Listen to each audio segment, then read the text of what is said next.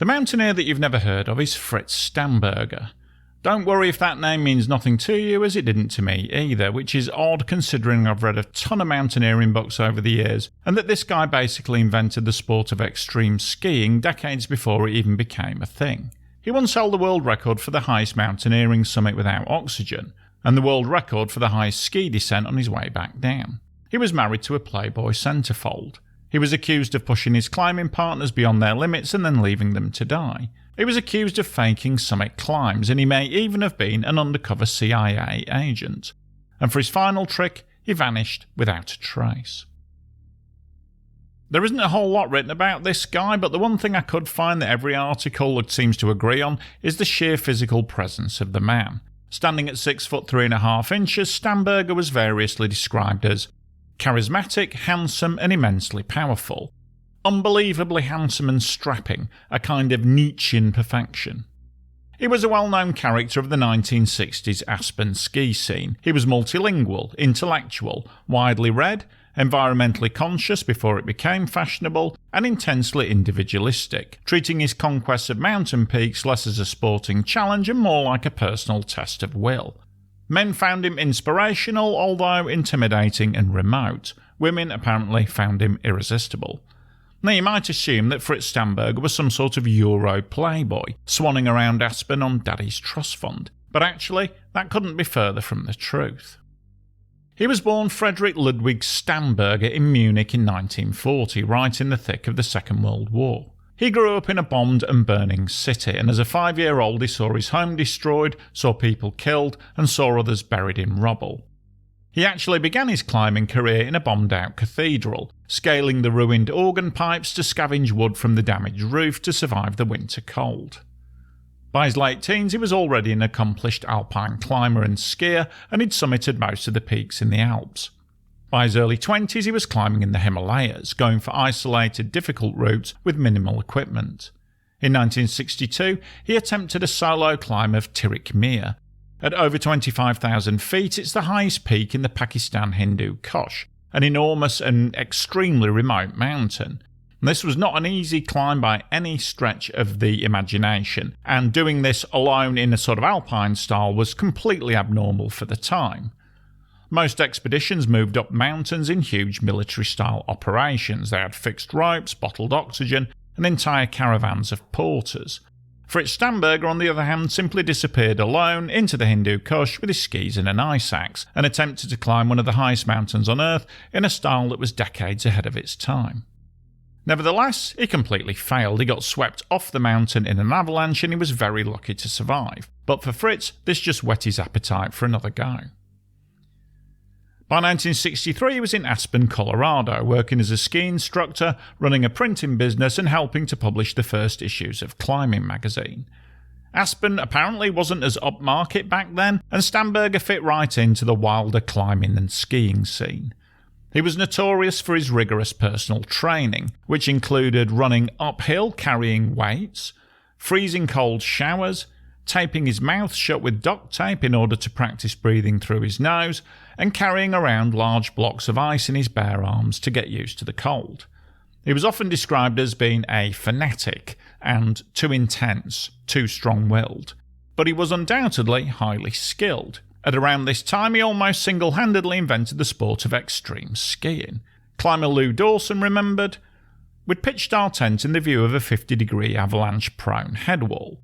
We'd never even considered skiing this face, it was just a place to come and watch avalanches. Suddenly someone cried out and pointed to the wall. It wasn't a slide this time, but it was a skier coming down. He'd make a powerful traverse, knock off a good-sized avalanche, and then turn around where the slide had scoured. Then he'd just go and do it again. This was a level of skiing completely beyond our experience, transcending reality. The skier we were watching was Fritz Stamberger."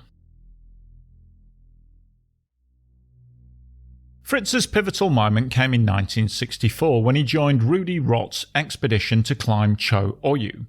4 climbers would attempt the summit without oxygen: Stamberger, Huber, Pudorji, and Thermea. They all carried skis with them in order to ski back down the mountain. But after 12 days on the mountain, the team was in bad shape.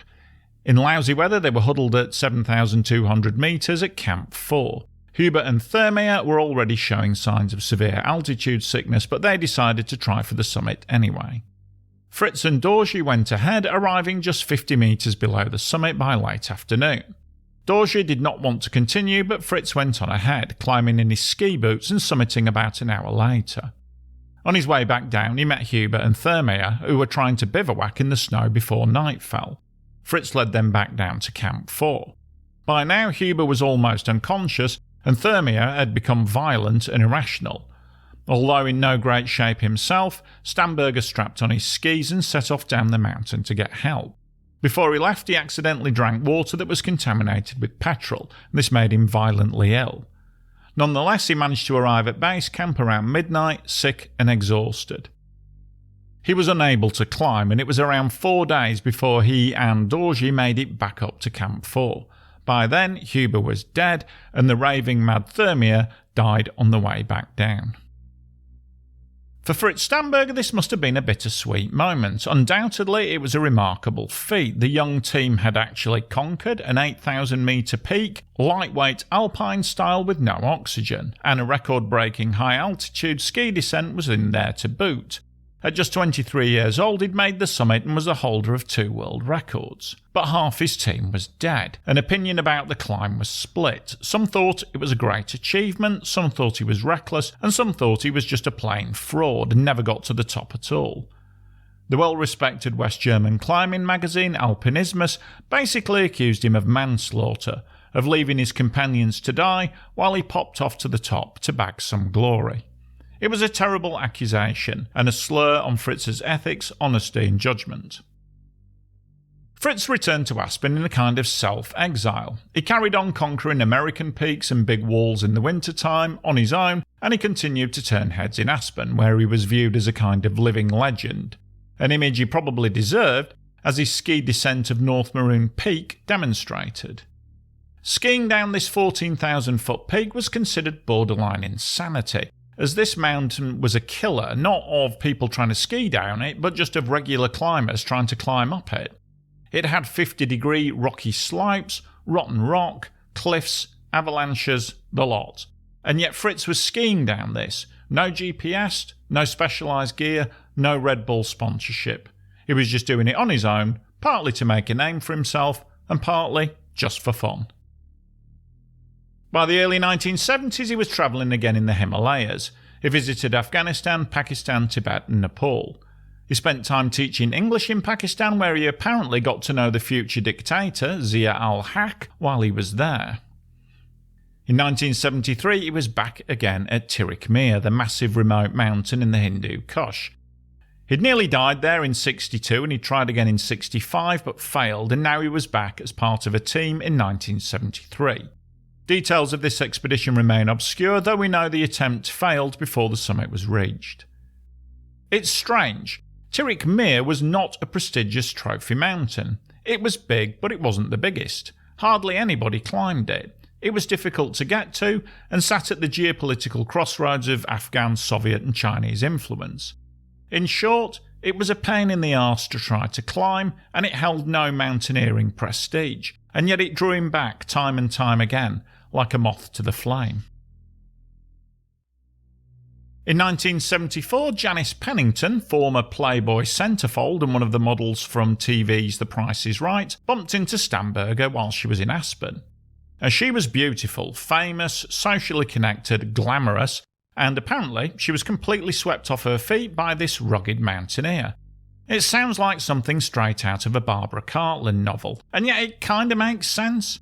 Stamberger was mysterious, solitary and self-assured, yet he was also intellectual, charming when he wanted to be, and very romantic. He was half Alpine Superman and half European heartthrob. Climber Jeff Long once said, "His were the sort of Hollywood good looks that make you relax at a party, because while he was in the room, you were never going to get a date." An intense whirlwind romance was swiftly followed by marriage in 1974, but domestic life was never likely to keep Fritz grounded for long. He was already talking about future solo projects: Everest without oxygen, traversing Antarctica alone, skiing down Mount McKinley in Alaska. By 1975, he was preparing again for Tirich Mir, the mountain that had nearly killed him 13 years earlier. He tried to recruit partners for the expedition, but nobody joined him. In the end, he went alone. He was winging it. He didn't even have a climbing permit. But before he left, he said something strange to Janice. "If you ever hear that I'm a Russian spy, don't believe it, alright?" He wasn't joking, apparently. He said it straight-faced. And then he flew off to Pakistan, made his own way overland to the mountain, alone, just the way he liked it. And he was never seen again. In the years following Stamberger's disappearance, a few clues were found. A helicopter search for him spotted footprints high on the mountain, but they continued up beyond the point at which the helicopter could fly. A backpack was recovered from much lower down, which contained clothes, maps, books and an electric heating pad, but no trace of the man himself was ever found. Some reports mention climbers finding a mummified body on the mountain, but apparently it was too short to have been Stamberger. And so he vanished, from the lives of those who knew him and pretty much from the history of mountaineering. His Cho Oyu summit is listed as disputed, even though Sherpa Dorji, who was with him, confirmed it, and considering Fritz's obsessive nature about pure climbing, it seems to me highly unlikely that he didn't bother to climb the last 50 metres and instead decided to lie about it. Most mountaineering histories seem to simply skip over Stamberger as some kind of black mark oddity. Almost everyone in climbing circles believes that he perished on that mountain, as it is by far and away the simplest explanation. But for his wife, Janice Pennington, it was an explanation that just wasn't good enough. She slowly came to believe that her husband had been working for the CIA, that he actually survived his climb on Tirich Mir, and that he crossed over into Afghanistan to stay with the Mujahideen, reporting back about Soviet activity in the region. She spent most of the 1980s and 1990s trying to prove this, even apparently visiting Moscow after the fall of the Soviet Union to look at declassified documents. She believes that he was recruited in 1974 due to his familiarity with the region, his linguistic skills, his ease at crossing borders with no visa, and his cover as a mountaineer. She maintains to this day that she has seen proof of his CIA ties and that he survived well into the 1980s in Afghanistan before being captured and killed. She recounted all this in her book Husband, Lover, Spy, which was published in 1994. At the end of the day, the body of Fritz Stamberger is probably lying in a crevasse at the foot of Tirich Mir, buried under decades of ice and snow. But who knows? Maybe he did go off to a war zone to become a spy. He certainly had the skills and the temperament for it, and his friendship with General Zia would have been very useful. Maybe he did survive for a decade afterwards. A 6'3" German mountaineer running around Soviet Afghanistan as a CIA spy. Maybe he did. If it's true, well, that certainly would make one more interesting story to tell about Fritz Stamberger.